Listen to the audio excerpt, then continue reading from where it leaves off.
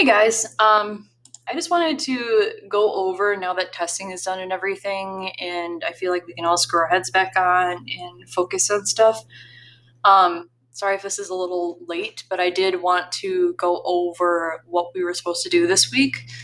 And I'm going to start from Tuesday, and the first thing that I'm going to cover is if you go into classwork, if you go into today's work, and you go into reading, the first thing that I'm going to go over is the Intro to Magical Realism, which is number 1 on there. You're supposed to do this on Monday or Tuesday, depending on what day you have English. And I just wanted to go over every slide because some of these slides have stuff that's broken in it, and I didn't feel like I had time to go over what was broken or what you should skip, and I apologize, that's my fault. And I just wanted to, tell you about each and every little thing. Okay. So this is the Intro to Magical Realism PowerPoint. It's number 1, like I said, under today's work and number 1 reading. It has a couple of videos for you from a different teacher.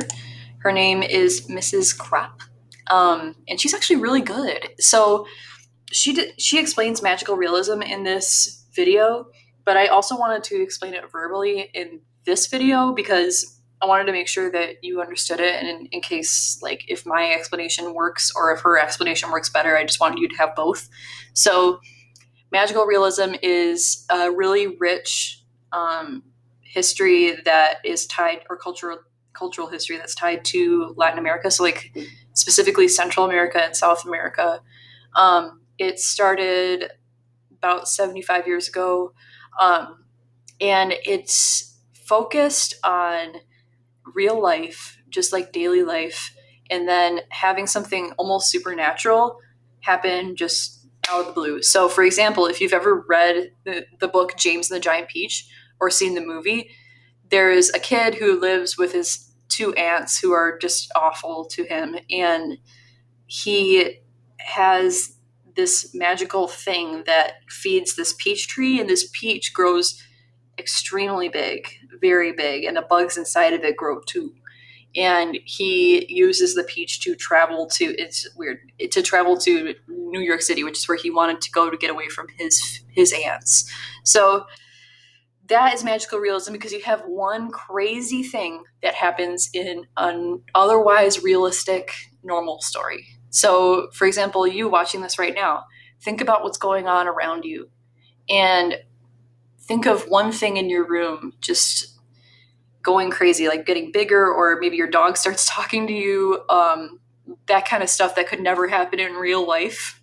If only our dogs could talk to us, right? But it would never happen in real life. But it happens in the context of the story.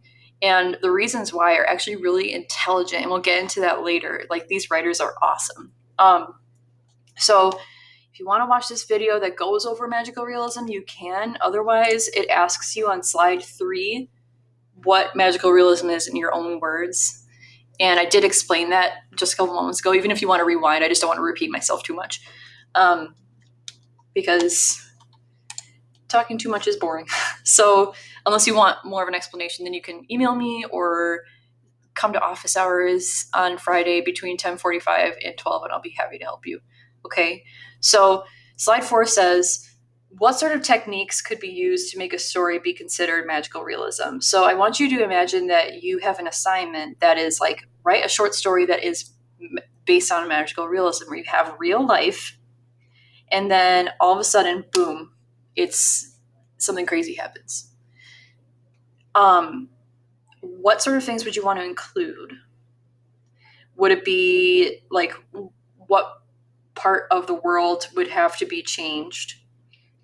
What part of the world would be realistic? That kind of stuff. But also, I want you to think about, I'm going to tell you what magical realism is not. It is not science fiction. So, and the reason why is because for magical realism, you have to have just one specific small part of the otherwise realistic world be strange.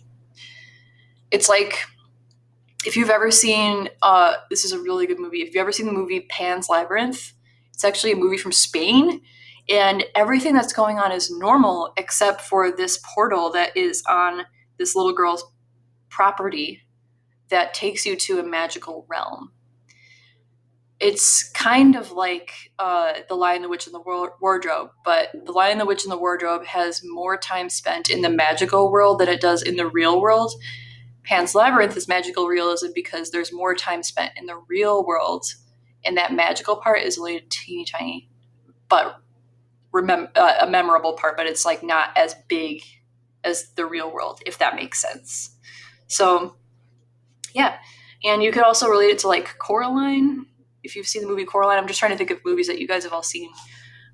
Coraline, there's like weird stuff that happens in an otherwise normal world that's mostly normal. Okay. So you can put down here that it's not sci-fi. You could put down here that you're looking for a normal world. You're looking for something crazy happening. Okay. I'm kind of just half giving you the answers, but I want you to word it in your own words, please. For 5, I want you to skip that slide because the Edpuzzle is broken. I know I said this in class and I put it on the stream, but just in case that didn't get to you somehow, I want to make sure that you know that slide 5 is broken. Please do not try to do it. It's not your fault. It's my fault for not checking it. Okay. I did not know that the Edpuzzle would be broken. So, for slide 6, you watch a short video again from this teacher that's talking about magical realism, what is fantastical, and she's going to talk about what fantastical means. But fantastical is like, it's not fantastic. It's more like magical in a way that is like, I don't know, I guess that you could use the word fantastical to describe magical things. Like how Cinderella gets bibbidi bobbidi booed into this beautiful dress with her hair done and everything. That is fantastical. Alice in Wonderland traveling to Wonderland. That is fantastical. Fantastical stuff is more like whimsical, I guess you could call it. I don't know if you know what that means. It's more like just crazy stuff happens, but it's almost like enchanting. Okay, like almost like a Disney movie. That's fantastical. She's going to drop a few names of magical realism books and texts otherwise, like short stories or poems. You guys are actually going to read one. I'm going to extend the due date. I know it's a little bit late, but I feel like we've all been kind of going crazy this week, and I just wanted to give you a little more time. And by the way, when I say extension, I mean just for the reading part, because the grammar part I'm going to go over with you right now, and you could realistically get that done really quickly. Okay. For the third question here, it says, do most characters react to fantastical elements in the story? You have to talk about if the characters react as if it's crazy or if they just accept it as part of their normal world. And she's going to talk about that. Okay. For slide 7, it's got Britney Spears, right? And it's got some magical realism in it. You have to tell me what about the clip could be magical realism and why. If you don't agree that it's magical realism, that's okay. It's okay to have a different opinion. One interpretation, my own, is not the end-all be-all. I know a lot about English, but that doesn't mean that my opinion is the only one. Your opinion is important too. So I want you to try to guess what I would think to be magical realism, if that makes sense. It sounds kind of stupid, but I want you to try to figure out what could be considered magical realism and tell me why. And if you disagree that it is magical realism for any sort of reason after knowing the definition, you are totally okay to put that down, and I would love to read about it. Seriously. In slide 9, you got a clip from, what's it called? I keep thinking Pan's Labyrinth now. It starts with a P too. Life of Pi. So this is another really good movie and book that has a magical realism element to it. It's not Hispanic, but it takes from that culture in a way that is arguably respectful, I guess. I mean, it's not as good as people who originally wrote this stuff, but it's still really awesome story. And it's about this kid from India who is on a raft, and there's this tiger there, and the tiger and him bond. But the tiger is a symbol of something else. And I don't want to give away the rest of the plot, but some of you guys will know. And the reason why the magical realism is there is to help the kid cope with the tragedy that's happened in his life. And you'll see that magical realism is present in stories for very specific and good reasons. Like the story that we're going to read together called A Very Old Man with Enormous Wings. In Spanish, it's like Un Señor con alas grandes or something like that, or alas enormes.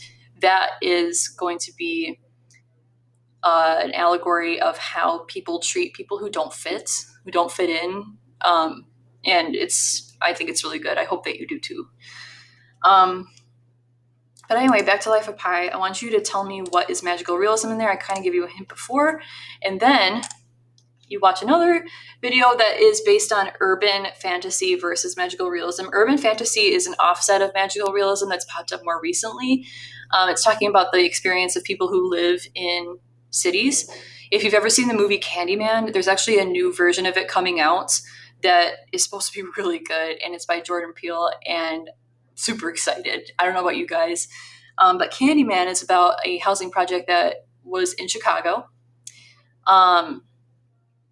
It was not still built when I was alive. So when I lived in Chicago, it was not there anymore, but it was on the near north side, back when the near north side used to be more of like an area where people were poor and people didn't pay attention to the people who were poor when they deserved to be paid attention to. And it's about the spirit of this man called the Candyman who was murdered, and his spirit is taking revenge on people who say Candyman 3 times in the mirror. And that's more of urban fantasy, because even though it's horror, it's this guy who is taking revenge on people who are racist and who don't put any stock in when people suffer. And he's kind of taking that feeling out on people who are just using his name as like a tool in order to like have fun at slumber parties. So that's urban fantasy. And it always talks about what suffering people go through or what problems people go through in that setting. Just like magical realism does talk about problems that are in real life, but kind of exaggerate them and make it symbolic. I hope this makes sense, and I hope I'm not talking too much. So it talks about that a little bit. I feel like I just talked about it a lot too, but I just want to make sure that whether it's my explanation or her explanation, you get it. I just wanted to give you multiple resources for that. So it asks you what makes urban fantasy different from magical realism. You could really just define both there and it would show the difference. How are they the same? I'll talk about it there too. Because urban fantasy is more like the grandson of magical realism. For 13, I just want you to write a couple of sentences that talk about how magical realism could be brought into maybe your own life or a character that you make up. I want you to use your imagination here. I want you to write a realistic scene really quickly, briefly, and then have something crazy happen. Okay? It doesn't have to be too in-depth or too crazy, but if you want to get creative with it, I would love to read it. Because you guys are good writers. 14 says, what is the purpose of magical realism? I did talk about it a little bit before, but I want you to hear to word in your own words what I'm about to say. I want you to talk about how magical realism takes real life and real life's problems and makes them bigger, almost like a caricature of it, and expands them and like exaggerates them in order for people. And I know Jakai and I were talking about this earlier, and Period 5 and I were talking about this earlier, and they had way better answers than I do, but they were talking about how it makes it more interesting. It grabs the audience's attention. It puts their attention right to that problem. It makes the story feel magical. I mean, obviously it's magical realism, but like enchanted in a way. So yeah, those are some reasons why. But it's always for a good reason. These writers like Gabriel Garcia Marquez or Isabel Allende, they are really, really good at doing this. Also, slide 15, and I know this is taking a long time. Thank you for being patient and staying with me. It says, now that you understand magical realism, name a movie, TV series, or book that you've seen that has magical realism. I want you to think about it. The guys in Period 5 were making a really good argument for how the Marvel heroes are kind of like magical realism. Like even in DC, like Superman. Great morning, Trevor. This is Mr. Connect, and I'm coming to you live. This message is for our staff. I just wanted to alert you of an email I sent last night. Hopefully it was one of the last emails you received about our professional learning day. For those of you who have not seen that email, sorry about that. I'll be back. Hey, sorry, I'm back. There was another class that started, so I just wanted to keep going. I don't know if I explained this slide. It's been a couple hours since I last recorded, even though it feels like a couple seconds. So, yeah, I did start talking about it. I talked about how you can use a Marvel movie as long as you make an argument for why there's magical realism in there.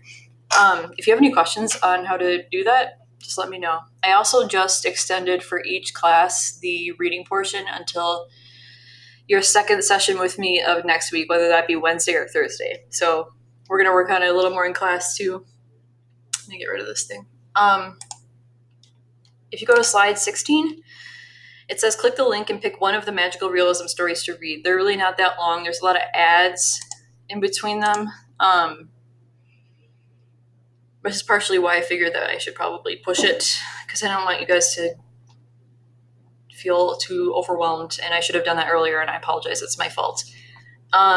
So there is America by Amy Bender. There's The Autumn of the Patriarch by Gabriel Garcia Marquez. There's Samsa in Love by Haruki Murakami. That one's going to be really tough. And it's based on a different story already, but called The Metamorphosis. This is called Magic for Beginners. And the specific short story is called The Fairy Handbag. This one's called The Graveless Doll of Eric Mutis, and there's more there too. I don't think that there are any that are based on other stories other than that Samsa one. But yeah, just figured I would show you. You just have to read it, and then you type down here, and it says you explain what elements of magical realism, what they were in your chosen short story. Then you explain how magical realism was being used to support the theme or message of the story. So why was it being used? Did it add any sense of fantasy or mystery to the rest of the story? Do you think it was a symbol or an allegory for something else? Then for 17, even if you just Wikipedia one of these authors, I usually don't suggest Wikipedia for a source, but it is getting better and better, and I don't think that people are going to be fudging when it comes to these people. You pick one of these authors. You have Gabriel Garcia Marquez, Isabel Allende, Mikhail Bulgakov, Jorge Luis Borges, and Laura Esquivel, and Salman Rushdie. All of these are good. Hold on a second. BRB. I don't know if you can hear me because my board was turned off and everything is connected to my board. So give me a benefit of a doubt. Sorry. Oh my god. Hold on a second. I'm just recording.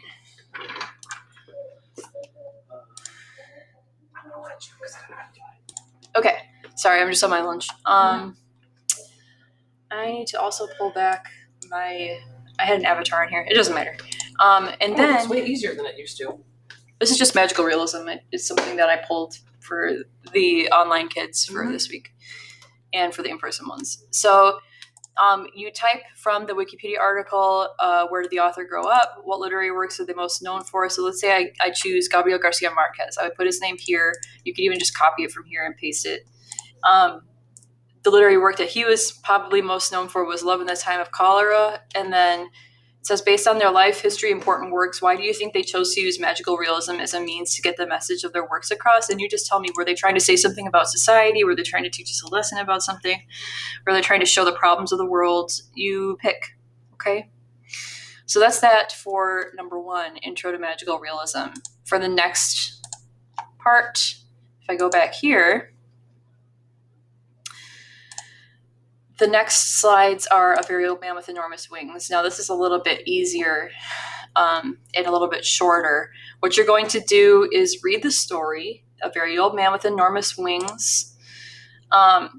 You could also find audio recordings online if you prefer that. Some of you guys probably figured that out. There's also, I believe, short films that kids have done in order to express the themes and what goes on. Just remember, when it says type here, you just click those boxes. That's what this says here. And then after you're done with this, you're going to turn in the entire assignment here. This number 1 reading week of 4/26/21. You're going to turn that whole thing in after you do a very old man with enormous wings, this thing. You're going to be answering 3 questions. It looks like a lot. I just tried to put a lot of stuff here to help you out. It says what you need to know before completing the questions and activities. It gives you some literary devices. Some are as simple as setting. Some of them are static character, flat character. The logical fallacy is a problem with a specific argument. You have to read this in order to understand the rest of the assignment. And here I have 3 questions. It says, how does the setting at the beginning of the text set the mood for the story? Is it gloomy? Is it cheerful? Is it a pale blue sky with a big sun? Is it raining out and terrible out?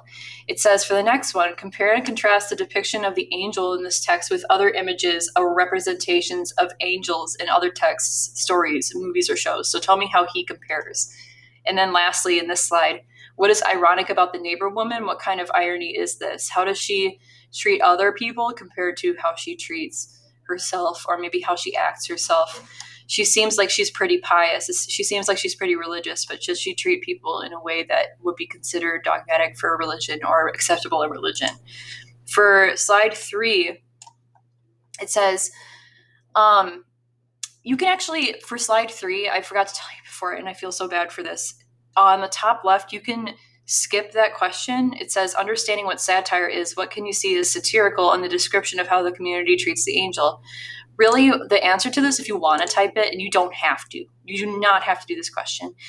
You can say that it's satirical because it's poking fun at the fact that society thinks they're so good and awesome, but really they are judgmental and flawed themselves, and they point out the flaws in other people.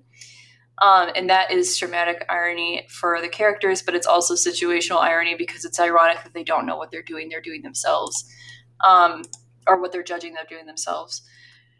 Remember, logical fallacy was on this slide. What is the logical fallacy that is made clear or displayed in the text by the priest? So think about who he's supposed to be and how he treats the angel himself.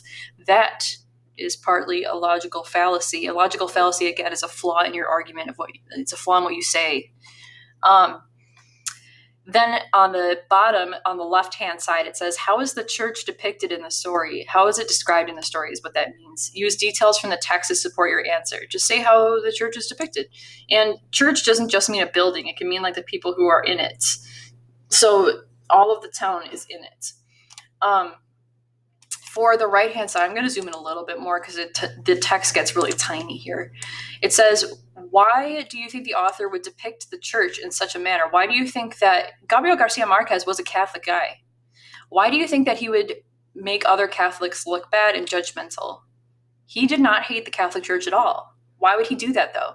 Why would someone want to depict the church in such a manner in the early 1900s, South America? So that's when Gabriel Garcia Marquez wrote this story. It's not the early 1900s, it's like the mid-1900s. Research South American churches in the early 1900s and use facts to support your answer. You don't have to do that. I'm telling you right now, a lot of South American churches are still very Catholic and very conservative in their beliefs. That's not a bad thing. It is not a bad thing. And Catholics are awesome. My mom's a Catholic. But I just want to know why you think people would judge people within the religion. Why are people ironically just contradicting themselves and thinking that what they're doing is right, but they're actually doing the wrong thing that they judge other people for?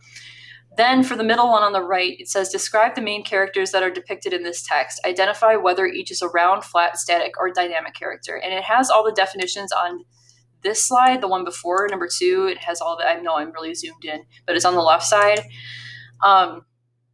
On slide 3, I tried to put a couple here, so in case you wanted to press pause and know what a round character is and a flat character is. Static means they change, static means they stay the same.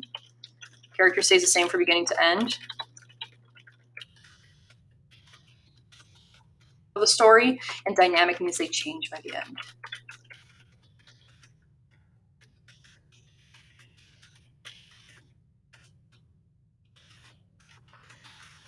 They're a different person at the beginning of the story than they are at the end of the story. Okay, so anyway, you pick like a couple of main characters.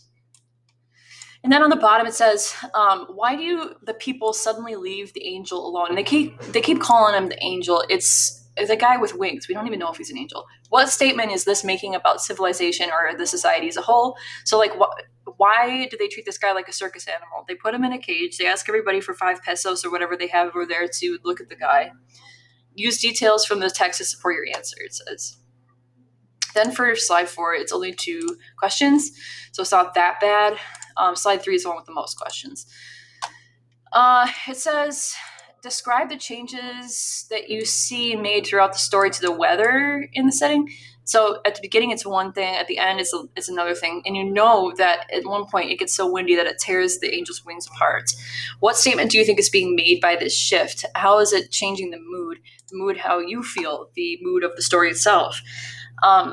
It says, how is Alessan and the character, and I think that means her husband, characterized? What major shifts does she make throughout the story, and why do you think that she makes these changes? So she changes as a person. Okay? So there's that. I want to quickly, before my next class starts, I wanted to go over the grammar stuff. And I hope this stuff made sense to you. I apologize sincerely if there's parts that you didn't get. I blame it partially on myself, partially on testing, because we had to jump in that right away. I want you to remember that appositives rename the noun it's right next to. So for example, we got Marcus, the boy with the knit hat, is a junior this year. I'm going to highlight the noun that is being renamed in each of these. That should help you find the stuff between commas. Actually, I'll just do the first 3, and I want you to do 4 and 5 by yourself. So in this one, I have the answer down here, but Marcus is the noun that's being renamed. Oops, I can click, it's fine. I know how to use a computer, not. So Marcus is the one that's being renamed, and he's being renamed as a boy, but specifically the whole phrase is the boy with the knit hat. Number 2, Otto is being renamed. And there's not 2 commas, there is 1, and instead of a comma, there's a question mark at the end. So what's between the comma and question mark? That's what you write down on the line down here, because that's what Otto is being renamed as. 3 says, my aunt, a classically trained violinist, played backup for Kanye live in Chicago. Aunt is being renamed. Tell me where. Put the phrase down here. And then 4 and 5, I want you to try by yourself.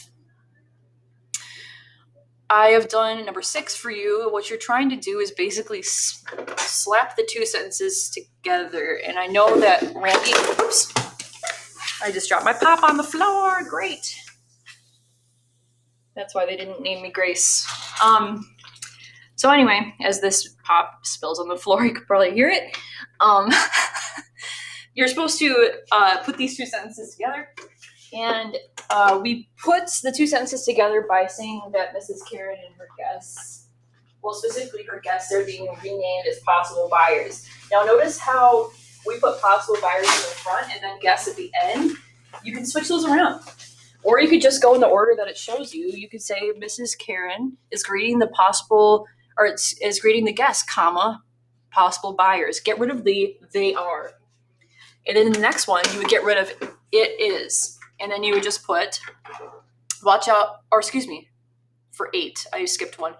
For 8, you would say, watch out for Main Street, comma, a very slick road. So that's what you would put down here. Main Street is being renamed as a very slick road, and you put a comma in between and just get rid of it is.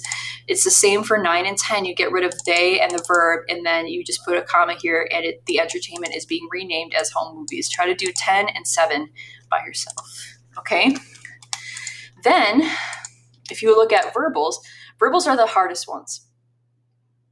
I want you to remember, and I'm going to draw a diagram here in a second, and hopefully you can see it. I'm going to grab my pen here. I want to change it to not red. Red can be kind of a scary color if a teacher uses it. So gerunds always end in ing. Remember, you got gerunds, you got participles, and what's the last one? You're right, infinitive. So gerunds, participles, and and then infinitives. And you're looking specifically for the phrases, not just a gerund or an infinitive or a participle. Gerunds, if I go over here, gerunds always end in ing. They're always nouns. And you could go blank is my favorite and put a gerund in there. Like running is my favorite. Notice how all of these are called verbals because they're based on a verb, an action word. So it's always a verb that ends in ing, but it functions as a noun. Running is my favorite. Eating is my favorite. And if I wanted to make eating into a gerund phrase, I would say eating pineapple or eating mangoes. Or eating beef stew is my favorite. Because that adds words along with eating and gives it more specificity. I can talk, it's fine.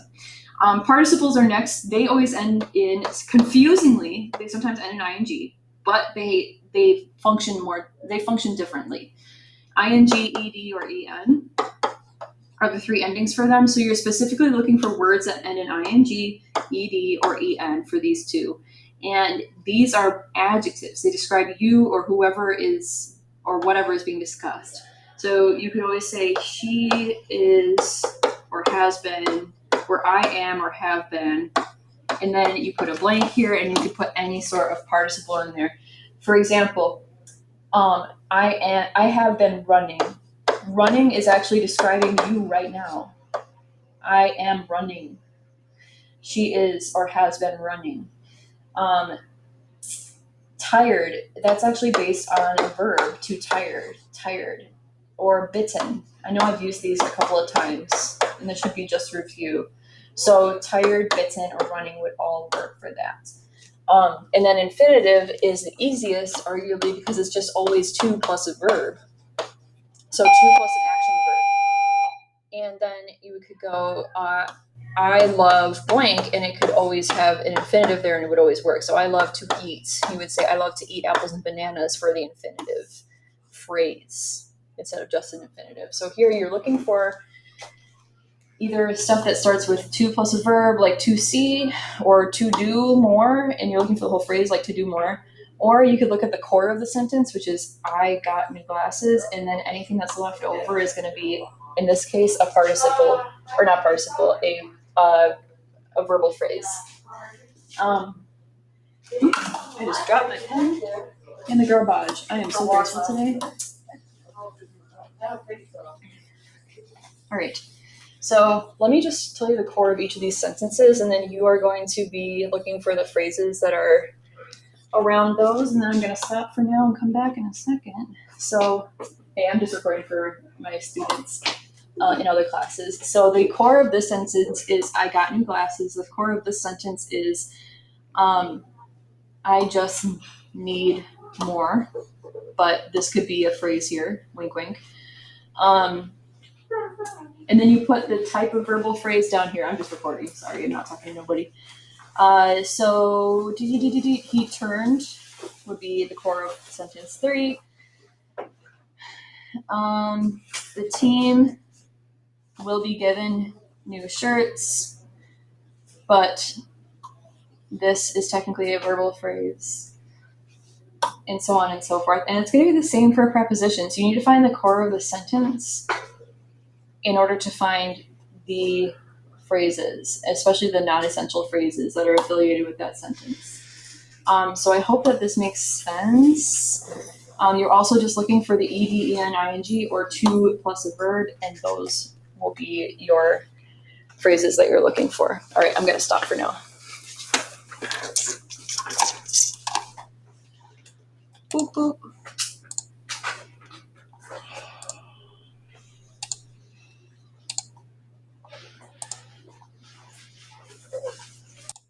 All right, guys. So finally, I get back to recording. The last thing that I wanted to go over was the prepositional phrases. So it's going to be in grammar week of 42621. And I'll go over exactly what to look for. This should have not, if you've done it already, it should have not taken you a super, super long time. But if it did, I apologize. Here's I know we talked about it before, some good ways to find prepositions, especially periods 3 and 4. I'm sorry about period 2. Hopefully this will make up for lost time because I know we were trying to get into testing pretty quickly.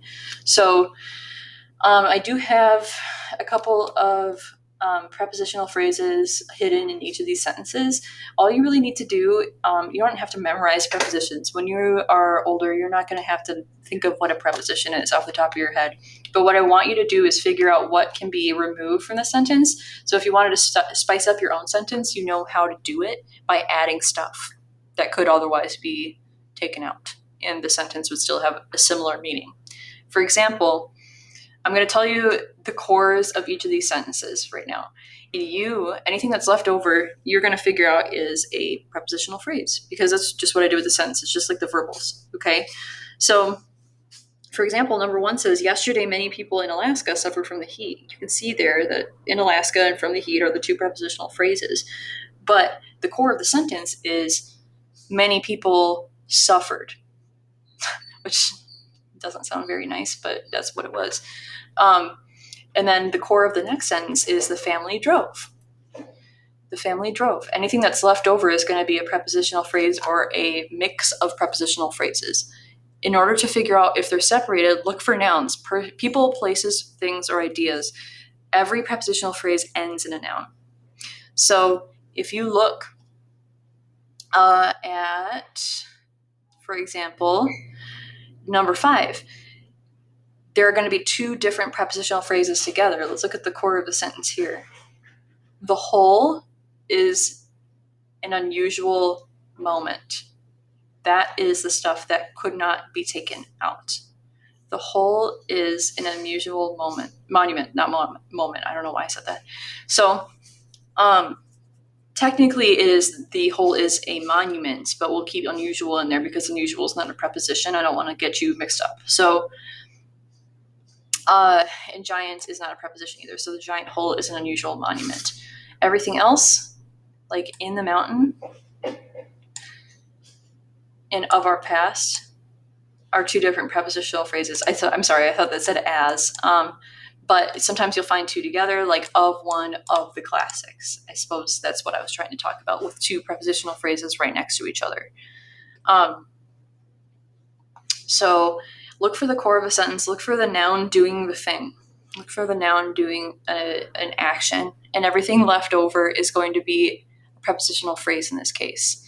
And if you're still confused, I'm sorry, that's my fault.